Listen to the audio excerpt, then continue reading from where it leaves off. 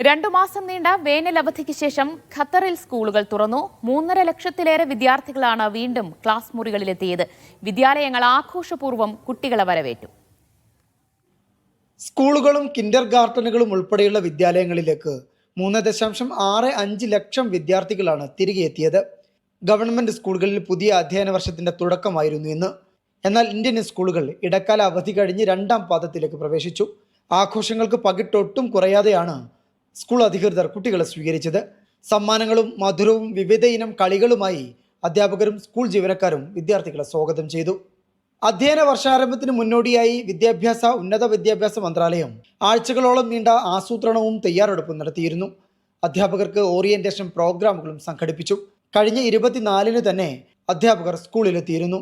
വിദ്യാർത്ഥികൾ, രക്ഷിതാക്കൾ, അധ്യാപകർ, ലൈസൻസ് ഉടമകൾ തുടങ്ങിയവരെയെല്ലാം വിദ്യാഭ്യാസ മന്ത്രാലയം അഭിനന്ദിച്ചു.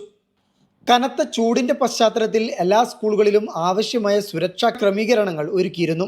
സെപ്റ്റംബർ പിറന്നതോടെ വരും ദിവസങ്ങളിൽ ചൂട് കുറഞ്ഞു തുടങ്ങുമെന്ന ആശ്വാസത്തിലാണ് രക്ഷിതാക്കൾ. Media 1, Doha.